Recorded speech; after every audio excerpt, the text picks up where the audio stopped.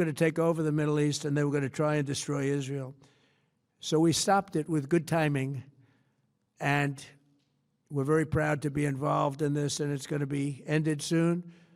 And if it starts up again, they'll be hit even harder. And I'd like to wish everyone a very good evening. And over the weekend, the United States military and the Israeli Defense Forces continued Operation Epic Fury very successfully. Over the past 9 days, we've carried out some of the most powerful and complex military strikes and maneuvers the world has ever seen.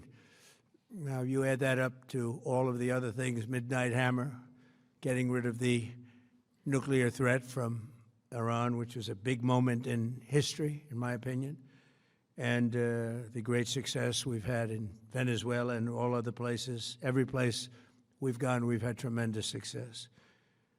But while we're doing all of these things, we're achieving major strides toward completing our military objective. And some people could say they're pretty well complete. We've wiped every single force in Iran out very completely. Most of Iran's naval power has been sunk. It's on the bottom of the sea. It's almost 50 ships. I was just notified it's 51 ships. I didn't know they had that many. Didn't last very long. And these are fighting vessels. They're meant to fight, but they're not meant to fight against us. We continue to target Iran's drone and missile capabilities. Their drones are way down. Their drone manufacturing's been hit starting today. We know all of the places they manufacture the drones, and they're being hit one after another. Their missile capability is down to about 10%, maybe less. We're also hitting where they make missiles and where they deliver missiles. We've struck over 5,000 targets to date, some of them very major targets, and we've left some of the most important targets for later in case we need to do it.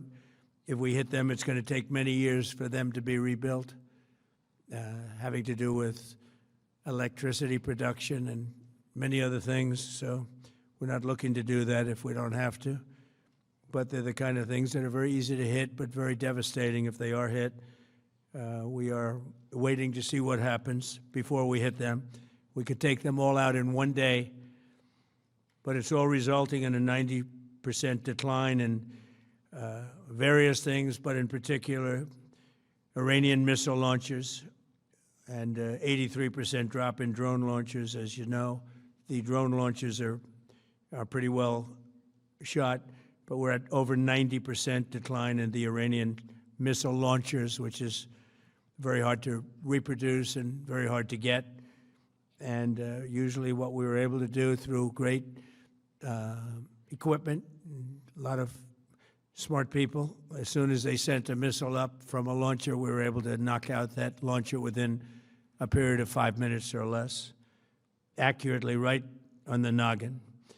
So now we have low-cost interceptors effectively combating Iranian drones, and our B-2 bombers recently dropped dozens of 2,000-pound bombs to destroy missile launchers all over Iran and buried deep under Iranian soil in many cases. The soil was no match.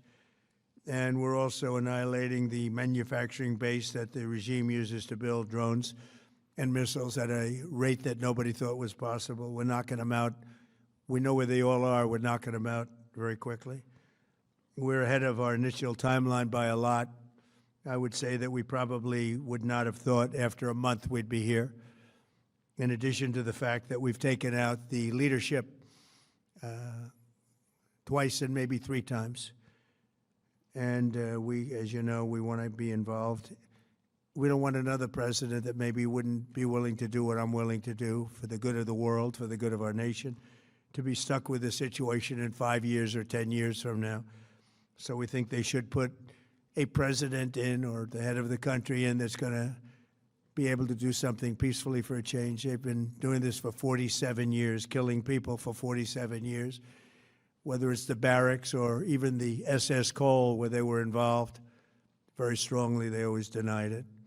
But where they were very strongly involved in all of the people that died through the roadside bombs, died and are right now walking around with no legs, no arms, a face that's been so badly damaged.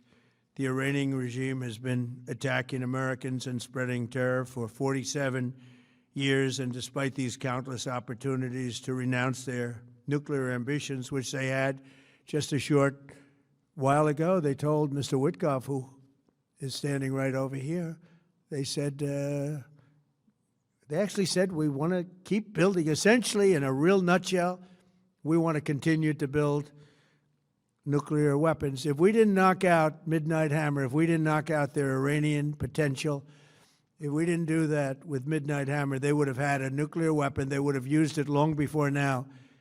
And at a minimum, Israel would have been annihilated. I was very lucky that we had the courage to do that, that we had the talented pilots and the great equipment. The B-2 bombers are unbelievable. We ordered 25 more, by the way. The newer, better version. It's we have the greatest military in the world. We have the greatest equipment in the world by far. You see that no matter where we go. You still need the people, though, to operate it and to use it.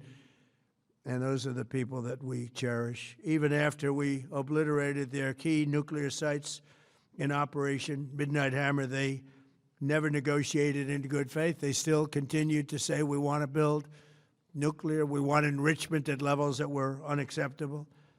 And they even turned down an offer for unlimited free nuclear fuel forever for civilian purposes. We had people offering them free nuclear fuel. They weren't interested in that because they wanted to build a nuclear weapon. So instead, the regime was trying to reconstitute its weapons program at a different site. They couldn't go back to where they were, the 3 sites that we obliterated. But they were starting work at another site, a different site, different kind of a site. And that was protected by granite. They wanted it protected. Granite's pretty good, but they wanted it protected by a lot deeper. They wanted to go a lot deeper, and they started the process while rapidly building conventional ballistic missiles. They were going to do it all at the same time. It threatened our overseas bases and soon could have reached even our homeland. The regime's intention was to use this exponentially growing ballistic missile threat to make it virtually impossible to prevent them from obtaining a nuclear weapon. So as you probably saw, they had a tremendous number of missiles, most of which are now being used or destroyed, and very unsuccessfully used because we have been able, for the most part, to shoot them all down. What incredible technology. The Patriots have been unbelievable, and other things. And the laser technology that we have now is incredible. It's coming out pretty soon. Where literally lasers will do the work of, at a lot less cost, do the work of what the Patriots are doing or what other things are doing. The situation was very quickly approaching the point of no return, and the United States found it intolerable, in my opinion, based on what Steve and Jared and Pete and others were telling me, Marco, so involved, that I thought that they were going to attack us. I thought they would, if we didn't do this at the time we did it, I think they had in mind to attack us. And if you notice, they did something which was very foolish, very stupid, I would say. They attacked their neighbors. And their neighbors were largely neutral, or at least weren't going to be involved, and they got attacked. And it had the reverse effect. The neighbors came onto our side and started attacking them, and actually quite successfully. If you look at Saudi Arabia, you look at UAE, Qatar, and others, but they were strong and they were smart, but they got attacked. Nobody, when I first heard it, I said, no, somebody made a mistake. There was no mistake. UAE had over 1,000 missiles shot at it, knocked them almost all down. On the very first day I came down the escalator in 2015, I said, quote, I will stop Iran from getting nuclear weapons, and all I'm doing is keeping my promise. Think of that. That was in 2015. I said it. It was a threat then and a much bigger threat now, but no longer a threat, not for a long time anyway. We want to keep it that way. As we continue Operation Epic Fury, we're also focused on keeping energy and oil flowing to the world. and I will not allow a terrorist regime to hold the world hostage and attempt to stop the globe's oil supply. And if Iran does anything to do that, they'll get hit at a much, much harder level. I will take out those targets that were easy and that I mentioned just before. We'll take them out so quickly, they'll never be able to recover, ever. If they want to play that game, they better not play that game. In the long run, oil supplies will be dramatically more secure without the threat of Iranian ships, drones, missiles, nuclear menace, or anything. So the Strait of Hormuz is going to remain safe. We have a lot of Navy ships there. We have the best equipment in the world, inspecting for mines. Again, most of their ships are down at the bottom of the sea, but we will hit them so hard that it will not be possible for them or anybody else helping them to ever recover that section of the world if they do anything. In recent years, the regime and its terror proxies have launched attacks on hundreds of commercial vessels. We're putting an end to all of this threat once and for all, and the result will be lower oil prices, oil and gas prices for American families. We've done that. We've done it. We brought it very low. This was just an excursion into something that had to be done. We're getting very close to finishing that, too. In the meantime, during this brief disruption, the United States is offering political risk insurance to any tankers operating in the Gulf. So we're putting up risk insurance. We'll perhaps go alongside of them for protection. We don't think it'll be necessary if it is. And if they do anything, the price will be incalculable. It will be so great that they will have wished they never did it, because you have to keep the straits flowing. With all of that, it affects other countries much more than it does the United States. It doesn't really affect us. We have so much oil. We have tremendous oil and gas, much more than we need. We have Venezuela now as our new partner, great partner. They've worked out so wonderful. We're working with the administration, the president, and it's a massive source of oil, gas, everything. But we're in a very good position, but very unfair to other parts of the world, like China as an example. I mean, we're doing this for the other parts of the world, including countries like China. They get a lot of their oil through the straits. So we're doing this. We have a very good relationship with President Xi in China. I'm going there in a short period of time, and we're protecting the world from what these lunatics are trying to do, and very successfully, I might add. We're also waiving certain oil-related sanctions to reduce prices. So we have sanctions on some countries. We're going to take those sanctions off till this straightens out. Then who knows, maybe we won't have to put them on. There'll be so much peace. But when the time comes, the U.S. Navy and its partners will escort tankers through the strait if needed. I hope it's not going to be needed, but if it's needed, we'll escort them right through.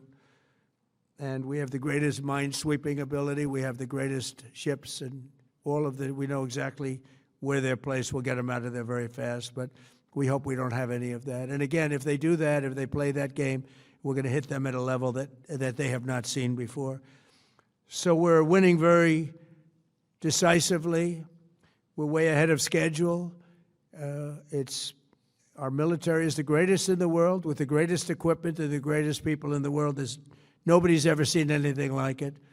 Iran's a very powerful country. They were going to take over the Middle East. If we did not hit them, they were going to take over the Middle East. They had thousands and thousands. Since their last hit, they had thousands and thousands of missiles and everything else. Most are now destroyed.